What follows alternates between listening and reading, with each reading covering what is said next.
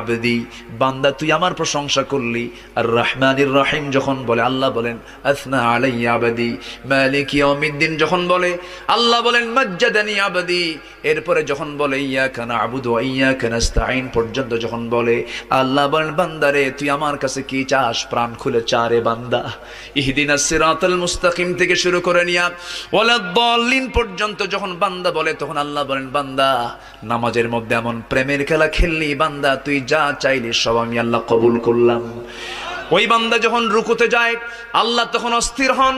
ওই বান্দা যখন সিজদায় যাওয়ার জন্য প্রস্তুতি নাই সমস্ত ফেরেশতাকে ডাক দিয়ে বলেন ও ফেরেশতারা, এই বান্দাগুলো আমাকে দেখলো না, রাসূলকে দেখলো না, কোরআনকে দেখে হাদিসকে বিশ্বাস করে আমাকে খুশি করার জন্য তার সবচেয়ে সম্মানজনক